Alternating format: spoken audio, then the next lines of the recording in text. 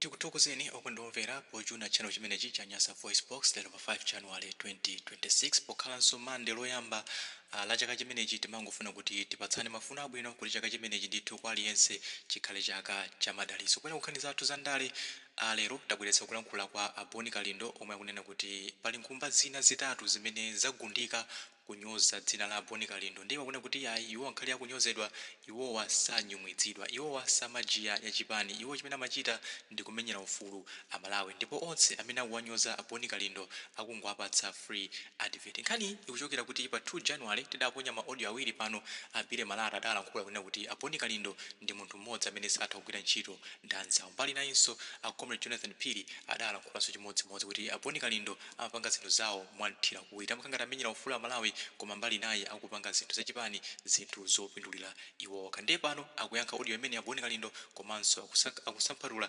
nkhani zina ndi zina zokhudzana ndi Amalawi kuno kwathu Malawi kuti dziko lathu likuyenda bwanji. Chiti limodzi pa Nyasa Voice Box timvetsere kuti Boni Kalindo atibweretsera zotani, ndipo akamaliza timati musankho choka machizoloweza Malawi timakupemphani kuti mutuze maganizo anu in the comment section below pompano pa Nyasa Voice Box. The DC President wanthu osauka woyamba kuno ku Malawi amene anthu ena sakugona naye tulo amaononga nthawi yawo kumakamba za ine, ndipo chaka ichi ndachilowa bwino kwambiri chifukwa pali anthu ena amene amasowa zochita amene amanena zina la Boni Kalindo kulipasa free advert. Iyo poona amaona ngati akuononga zina langa, koma ayi ndithu amakhala akulitchukisa zinalo, ndipo amakhala akundipasa free advert. Muzakampeza munthu akukulankhulirani zoyipa pamene inu simunamulakwire, muziwe kuti amenewo ni madaliso. Pali anthu ena atatu nkhumba zina zimene zikumayenda muziko lino kumalankhula m'maforamu osiyanasiyana muzina lokuti ati ndiomenyera ufulu, amene akhala akulimbana nane masiku apitawa, ndipo ndalandira mafoni ochuluka kwambiri kuchokera kwa Amalawi ondikonda kunena kuti Kalindo ntchito zanu timaziziwa bwino, mwachita achieve zinthu zambiri muno m'Malawi, musayankhe nkhumba zimenezi, nkhumba zitatu zolephera zimene zimakuwira zipani ndi cholinga kuti zizidya ndalama. Zayenda muzipani zosiyanasiyana, zinali ku MCP, zajaija ku MCP, lero ndezi kuona ngati akamajiya ya chipani cha DPP, achipani ya DPP yo atenga kuti azigwira nawo ntchito. Ndafuna ndikuwuzeni kunena kuti ine sine ojiyira chipani, ine siwa chipani, ndipo ine ndalama zanga sinimadyeraso mu activism kapena muzipani. Ayi, ine ndimalankhulira Amalawi, ndipo ndizapitirira kuwalankhulira Amalawiwo osayang'ana mtundu, osayang'ana chipani, osayang'ana chigawo. Ine ndi wa wina aliyense, ndipo ndilibe nthawi yojiyira chipani. Ati iwo akumajiya kuyipisa zina langa ndi cholinga kuti ati alandire ku chipani cha DPP. Inetu ndilibe nthawi yokuti ati ndikakhululukidwe ni munthu. Ine sinimalakwira wina aliyense. Munthu uti ukamafuna chikhululuko ndiye kuti unalakwa pena paliponse, ndiye kuti ukufuna kuti mwina anthu ena ake akukhululukire. Ine sinimapanga zimenezo, ndipo ine sinizapezapo nthawi yomachita saidi ndi chipani, kapena kuchita saidi ndi mtundu wa anthu, kapena kuchita saidi ndi munthu. Ine ndimangulankhula chilungamo. Choncho ndikuthokozeni nkhumba zitatu zimene mukulimbana ndi ine kufuna kuononga zina langa. Ndikukuthokozani kwambiri kuti audio iso mukaimva muyiyankheso, chifukwa kupeza tu nthawi yoma muyankha munthu audio amene maganizo ndi yake, ndipo zimene akulankhulazo waziganiza ndi iye, ndipo samala kapena kupeza nthawi yokufusani inu kuchita konzati wina aliyense ndiye iwe ndikuzuka ndikumamuyankha munthu odiyoyo zimaonesa kuperewera koma ndikukuthokozani kwambiri chifukwa ndiye kuti zina lotchedwa Boni Kalindo limene mukumalitchula m'maaudio ndi zina loopsa kwambiri zina lotchuka kwambiri kuchokera ku Nsanje pakana kuchitipa nkhotakota pakana kumchinji komanso maiko akunja paliponse Boni Kalindo ndikukondwa kwambiri. So nkhumba zitatu zimene zikulimbana ndi ine musaone ngati akulimbana ndi ine koma akundipasa free advert. Ndikuthokozeni Amalawi chifukwa lero li Amalawi ndinu anthu ozindikira amene mmatha kuona chilungamo ndikuchiona kuti icho ndiye chilungamo amene mwandiyimbira mafoni ndikundichita advise kuti Akalindo tikuzimva nkhumba zina zikulankhula zitatu zina zakhala 20 25 years 30 years zikufunafuna ati kukhala ukhansala zimangolephera pakati apo nkhumba inayo yakuzomba inapita kuti ikadye ndi maikolosi malinga ndi pologalamu iyo kuti iyo amangoziwa kudya basi koma zinalephera ndithu anayamba nakonso kumene kwakaona ngati akufuna akatenge mamiliyoni akakhala ena ndi amapanga mabizinesi amasache kumakhala kuti azipanga bizinesi za masache koma sizikuyenda ndi akuona ngati akapita ku activism ku ndikumalankhula ngati ndi ya DPP yapasira mamiliyoni achimwene dzanja la Mulungu likasonya kapena chala cha Mulungu chikasonya chasonya basi. Lero tilankhula nkhani zambirimbiri koma tiyamba ndi nkhani ya ku Queens kumene anthu akuzunzika koopsa monga mene tinanenera koma lero tikubweretsa nkhani yomvetsa chisoni nkhani ya ku mochale ku Queens. Mochale ya ku Queens yaonongeka ndipo azibale kapena anthu akuwuzidwa kuti azikatengako mitembo ya azibale awo azikasungisa malo osiyanasiyana mamochale ngati ku Nthunzi ndi malo osiyanasiyana.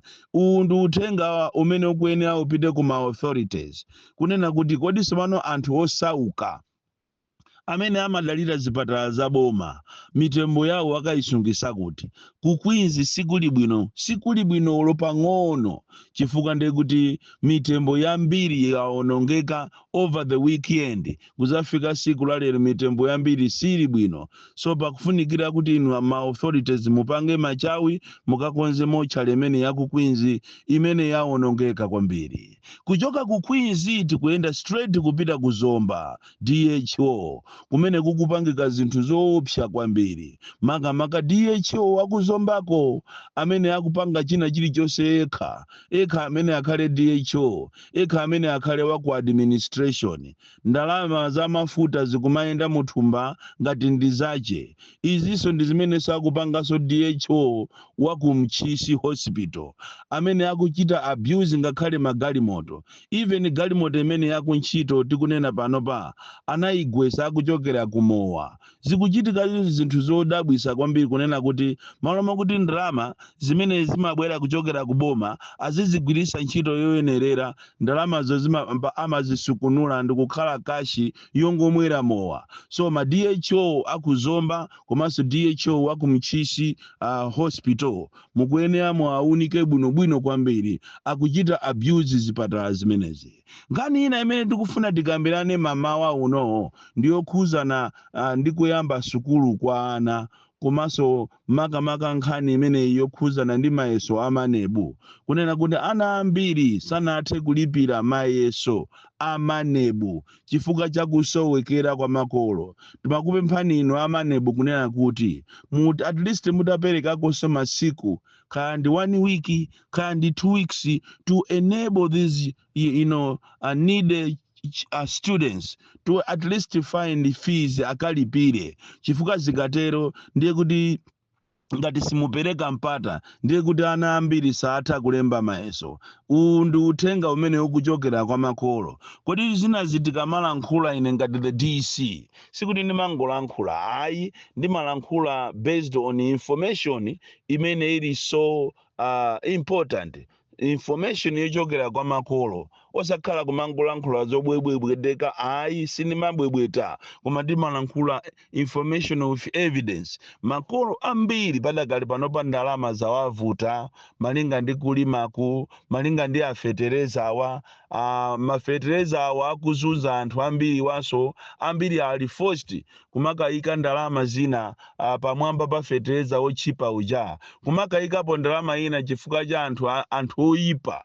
mafumu oyipa akwa DC oyipa komanso awa amatchedwa alangizi oyipa amene akumaitenga programu imene yafetereza ndikuitenga ngati ndi akunyumba kwawo ndikumabera anthu osauka yeti boma lakhazikitsa ndondomeko yabwino kwambiri kuti anthu osauka akapindule ndi fetereza ameneyi koma anthu oyipa ndi amene akusokoneza programu imeneyi oti afika madera ena anthu mafumu ena ngati akuthyolo afika saizi yomamenya anthu mafumu ena afika saizi yomalipirisa anthu kuti agule fetereza uja apaseka ndalama. So it is very very unfortunate. So zimene zizapangisa kuti makolo ambiri alephere kuti ana awo alipirire mayeso amanebu. So ndi pempho limene likuchoka kwa makolo amakamaka anthu osauka kupita kumanebu kuti tachitani extend period imene iyo kuti ana athe kulipira mayeso. Nkhani yomaliza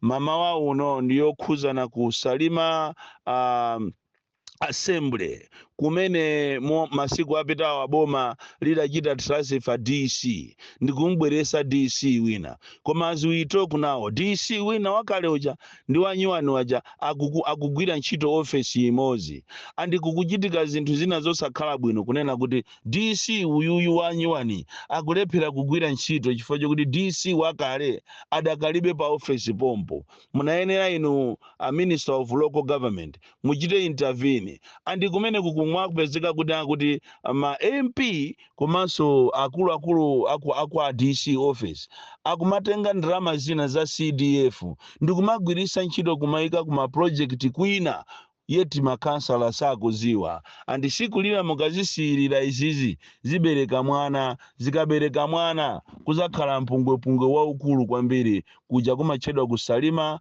district assembly. Munayenera muchite intervene msanga chifukwa ngati simuchita intervene ino aku local government zinthu zikunkerankerabe kuonongeka pa district ya Salima kumene kuli ma DC awiri yetu ina munamwena yakuti mumuchite transfer koma up to now is still in the office and uyu wanyuwani adakaliso naye ku office Congo but she is not able to work chifukwa chonena kuti anzake adakalibe mu office momo komanso kuli embezzlement ya ndalama zochuluka zimene zikumayenda in a dubious way kumene ma MP ndi akuluakulu aku admin akungokumana ndikumachita allocate ndalama ma projects osiyanasiyana without involvement ya ma councillor. Bon Klindo, the DC, mwana woopsya kwambiri, the most deadly and dangerous child from Jeza village, T.A. Mabuka, box 76, Mulanje, Malawi, Southern Africa. Ukalimbana ndine utaweka.